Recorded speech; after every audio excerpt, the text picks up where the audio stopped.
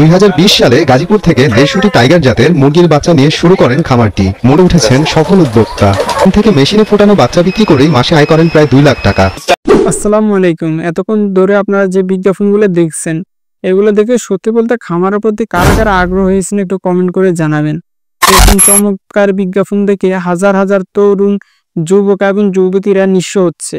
বিশেষ করে মধ্যবিত্ত ছেলেমেয়েরা যারা হচ্ছে দিন আনে দিন খায়, তাদের কষ্ট উর্জিত টাকা পয়সাগুলো যখন এক জায়গায় করে জড়ো করে কিছু একটা করতে যায়, তখন ইউটিউবের মতো এরকম একটা প্ল্যাটফর্মে গেলে হচ্ছে অনেকে হচ্ছে অনেক ধরনের পরামর্শ দেয় বা খামার করে হচ্ছে এরকম চমৎকার বিজ্ঞাপন দেখে মাসের লাখ লাখ টাকা ইনকাম করার এমন প্রলোভন দেখে নিঃস্ব হচ্ছে, হারাচ্ছে নিজের শেষ সম্বলটুকু।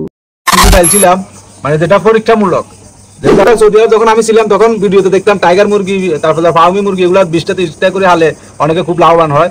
তবে আমি লাভবান হতাম পারি না, দুঃখজনক বিষয়। 37 কেজি 700 গ্রাম টাকা দিল কত 238 টাকা করে, 32,300 কটে আছে, 32,300 টাকা দিছে। আর খাদ্য খাইছে 10 বস্তা, খাইছে 10 বস্তা। রামনা হিসাব করেন আমার বাচ্চার টাকা কই, মানে এই যে 200 বাচ্চা কিনলাম, বাচ্চার টাকা কই, মেডিসিন খরচ কই, আমি যে পরিশ্রম করলাম 2 মাস পর্যন্ত, এটা গেল কই। মানে এরকম হাজার হাজার তরুণ যুবকের আর্তনাদ এখন পর্যন্ত হয়তোবা কেউ ইউটিউবে বলবে না, বা আমার মতো যারা নিঃস্ব হয়েছে তারা হয়তোবা তেমন একটা কথা বলবে না। তাহলে তাদের কাজ কি? তাদের কাজ হচ্ছে বিহু ব্যবসা এবং 15 থেকে 20,000 করে একজন খামারিতে থেকে নিয়ে হচ্ছে টাকা নিয়ে হচ্ছে তারা এরকম বিজ্ঞাপন তৈরি করে আপনার মতো আপনাদের মতো আর আমাদের মতো তরুণদেরকে নিঃস্ব করার ফায়দা তারা করছি। তবে অনেকে বলতে পারেন না, আসলে খামার করে কি কেউ কি স্বাবলম্বী হচ্ছে না? অবশ্যই হচ্ছে। একটা বিষয় আপনাদেরকে আমি বলি, আল্লাহ তাআলা যার রিজিক যেখানে রেখেছেন অবশ্যই তার রিজিক সেখানে।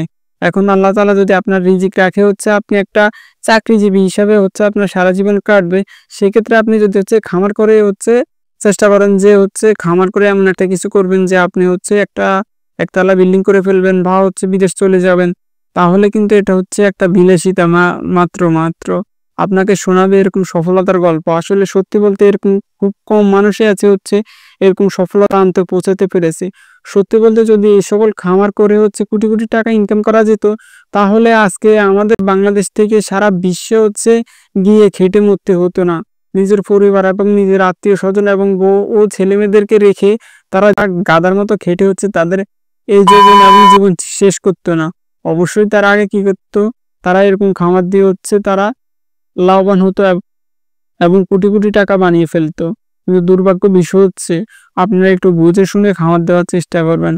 খামার অবশ্যই দেওয়ার চেষ্টা করবেন। আপনার অবশ্যই আল্লাহ তাআলা আপনার স্বপ্ন হয়তোবা দিয়েছে, স্বপ্নটা পূরণ করার জন্য কমে হলে খামার শুরু করা অতি রঞ্জিত। এরকম চমৎকার বিজ্ঞাপন দেখে খামারের পিছনে যখন আপনি ছুটবেন, কোনো কিছু বুঝতে পারবেন না।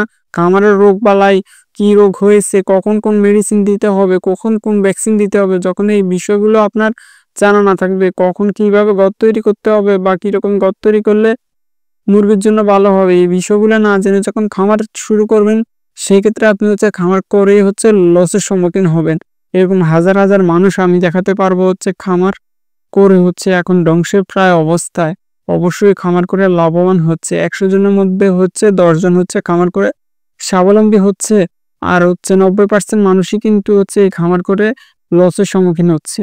তাহলে কি আসলে দিন শেষে তারা কি লসের সম্মুখীন হচ্ছে না? অবশ্যই হচ্ছে।